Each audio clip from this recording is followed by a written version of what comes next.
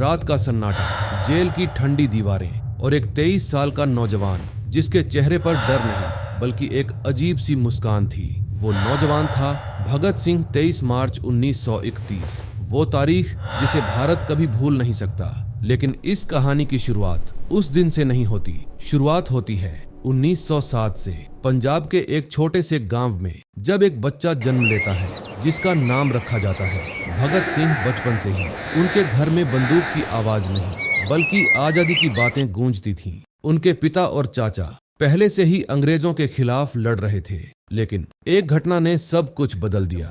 अचानक music intense 1919, Jallianwala Bagh मैस्करे। हजारों लोग एक बाग में जमा थे शांतिपूर्ण तरीके से। तभी गोलियां चलती हैं और कुछ ही मिनटों में जमीन खून से लाल हो जाती है। जब छोटा भगत सिंह वहां पहुंचता है तो वो मिट्टी उठाता है जो खून से सनी होती है और कसम खाता है इस खून का हिसाब होगा। वो बड़ा होता है लेकिन उसके अंदर की आग और भी तेज हो जाती है। किताबें, क्रांति, आजादी, अब यही उसका जीवन बन चुका था। तेज गुस्से वाला म्यूजिक।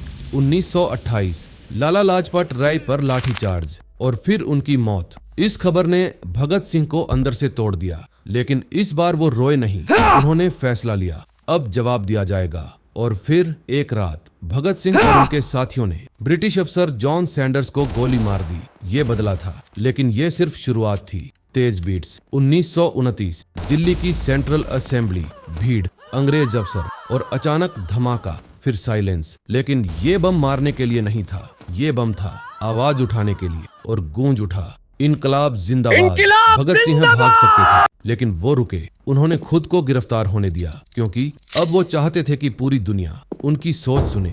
जेल में उन्होंने भूख हड़ताल की, दिन, हफ्ते और फिर महीने, लेकिन उनका इरादा नहीं टूटा। और फिर आ गया वो दिन, 23 मार्च 1931, जब फांसी का वक्त तय हुआ। जेलर हैरान था क्योंकि जिसे मरने वाला था वो गा रहा था, हंस रहा था। भगत सिंह ने फांसी के फंदे को देखा और मुस्कुराते हुए कहा, दिल से निकलेगी न मरकर भी वतन की उल्फत। और फिर वो आगे बढ़े बिना किसी डर के और हंसते हंसते फांसी को गले लगा लिया। उस दिन एक इंसान मरा नहीं, एक विचार पैदा हुआ। आज भी जब कोई इनकलाब जिंदाबाद कहता है तो समझ लेना वो आवाज सिर्फ उसकी नहीं बल्कि भगत सिंह की भी है। शर्मा परिवार की एक अजीब सी परंपरा थी।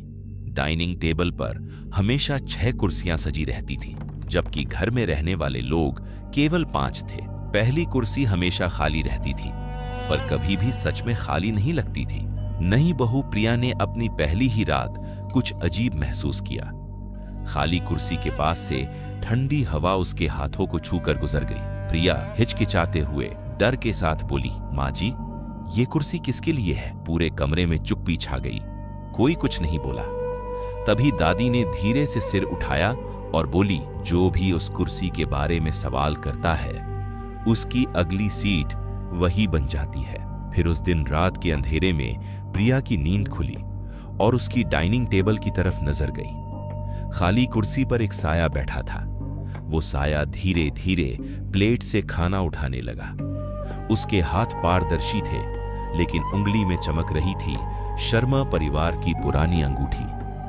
प्रिया बहुत डर गई और वहां से जल्दी से भाग निकली। दूसरे दिन सुबह प्रिया ने अपने ससुर की अलमारी खोली और उसके अंदर एक पुरानी तस्वीर मिली। तस्वीर में 6 लोग थे, पर एक आदमी के चेहरे पर लाल स्याही से क्रॉस बना था और पीछे लिखा था, पापा 1985 में गायब हुए, लेकिन रोज डिनर पर आते हैं। अगर किसी ने उनकी कुर्सी हटाई तो वही उस कुर्सी पर बैठ जाता है, हमेशा के लिए। बेचैनी की मारी प्रिया वहां से जल्दी से निकल गई और उस रात जब प्रिया डाइनिंग रूम पहुंची तो खाली कुर्सी गायब थी। तभी पीछे से आवाज आई, बेटा, तुमने सवाल किया था ना? प्रिया ने हिम्मत जुटाकर पीछे देखा तो वही बूढ़ा आदमी था जिसकी फोटो में क्रॉस लगा था। प्रिया इतना डर गई कि उसकी हालत टाइट हो गई। और अब टेबल पर 7 कुर्सियां थीं। एक कुर्सी पर दादी की साड़ी रखी थी, दूसरी पर सासू मां का दुपट्टा और तीसरी पर प्रिया की अपनी चप्पलें। धीरे धीरे सभी की आत्मा आने लगी। सब लोग मुस्कुरा रहे थे, लेकिन उनकी आंखों में कोई परछाई नहीं थी। अगले दिन से शर्मा परिवार में 5 नहीं, सिर्फ 3 लोग दिखाई देने लगे। लेकिन डाइनिंग टेबल पर अब भी 7 कुर्सियां थीं। कुछ कुर्सियां हमेशा भरती हैं, चाहे दिखती हो या ना हो। इंसान थी, हवा ठंडी थी और ट्रक में सिर्फ एक ही आवाज थी, इंजन की गड़गड़ाहट। ये कहानी है महेंद्र सिंह की।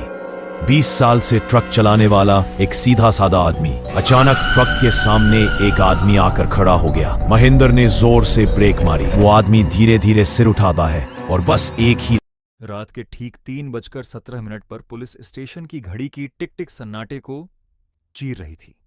इंस्पेक्टर अर्जुन अपनी मेज पर बैठा फाइलें देख रहा था कि तभी अचानक लैंडलाइन फोन जोर से बज उठा। उसने रिसीवर उठाया तो दूसरी ओर से कांपती हुई आवाज आई, इंस्पेक्टर साहब जल्दी आइए, घर के अंदर कोई है। लेकिन दरवाजा अंदर से बंद है। इससे पहले कि अर्जुन कुछ पूछ पाता, कॉल कट गई। स्क्रीन पर कोई नंबर दर्ज नहीं था। अर्जुन तुरंत बताए गए पते पर पहुंचा। शहर के किनारे एक पुराना सुनसान बंगला था। लोहे का गेट हवा में चरमराता हुआ हिल रहा था। सच में अंदर से बंद था। पुलिस ने दरवाजा तोड़ा। अंदर ड्राइंग रूम में राघव मेहरा नाम का एक आदमी जमीन पर बैठा कांप रहा था। उसके गले पर लाल उंगलियों के निशान थे, जैसे किसी ने जोर से दबाया। उसने हकलाते हुए कहा कि एक काला साया कई दिनों से उसे शीशे में दिखाई देता था और आज सामने आ गया। पूरे घर की तलाशी ली गई, मगर कोई नहीं मिला। खिड़कियां बंद थीं, पीछे का दरवाजा बंद था, दीवार पर खून से लिखा था। दरवाजा कभी बंद नहीं था। बेडरूम में एक बड़ा पुराना शीशा लगा था। अर्जुन ने उसमें खुद को देखा, लेकिन उसे लगा कि उसका प्रतिबिंब थोड़ी देर से हरकत कर रहा है। अगले ही पल शीशे में राघव उसके पीछे खड़ा दिखाई दिया, जबकि असल में वहां कोई नहीं था। फिर एक लंबा काला साया उभरा, पीली चमकती आंखें, जला हुआ चेहरा। लाइट झपकी और सब गायब हो गया। जांच में पता चला कि 20 साल पहले उसी बंगले में एक नौकर की जलकर मौत हुई थी। मामला दुर्घटना बताकर बंद कर दिया गया था। गवाही में कहा गया था कि उस रात मालिक ने दरवाजा अंदर से बंद किया था। मालिक का नाम राघव मेहरा था, लेकिन वह राघव का पिता था। राघव ने कबूल किया कि उसे सच्चाई पता थी। रात फिर 3:17 हुई। लाइटें झपकने लगीं। दरवाजा अपने आप बंद हो गया। काला साया प्रकट हुआ और राघव को हवा में उठा लिया। वह चीखते हुए बोला कि उसी ने आग लगाई थी, उसी ने नौकर को मारा था। अगले ही पल वह जमीन पर गिर पड़ा, बेजान। लेकिन उसका चेहरा बदलने लगा। त्वचा काली पड़ गई, आंखें। वह वहीं जला हुआ नौकर बन चुका था। पता चला कि असली राघव तो 7 दिन पहले मर चुका था। फिर पुलिस स्टेशन पर कॉल किसने किया? अर्जुन बाहर निकलना चाहता था, पर दरवाजा नहीं खुला। घड़ी 3:17 पर अटक गई। समय जैसे दोहराने लगा। शीशे में उसका प्रतिबिंब मुस्कुरा रहा था, जबकि असली अर्जुन भयभीत था। फाइलों में दर्ज था कि 20 साल पहले केस बंद करने वाले अधिकारी का नाम अर्जुन के अपने पिता का था। सबूत नष्ट कर दिए गए थे। शायद सच दबा दिया गया था। अर्जुन को याद आया कि राघव की हालिया दुर्घटना भी संदिग्ध थी, पर उसने दोबारा केस नहीं खोला। काला साया सामने आया और उसका रूप बदलकर अर्जुन के पिता जैसा हो गया। जली हुई वर्दी, ठंडी आंखें, आवाज गूंजी, सच दबाया गया था और तुमने भी उसे सामने नहीं आने दिया। दीवारों से जले हुए हाथ बाहर निकले। कमरा अंधेरे में डूब गया। सुबह पुलिस टीम दरवाजा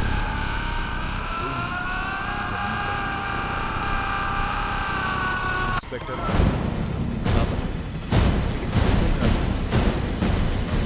पुलिस वर्दी में दिखाई दे रहा था। नीचे लिखा था, बंद दरवाजा सिर्फ उनके लिए खुलता है जो सच का सामना करते हैं। ठीक 3:17 पर नए इंस्पेक्टर के पास फोन आया। साहब, घर के अंदर कोई है? दरवाजा अंदर से बंद है। घड़ी फिर 3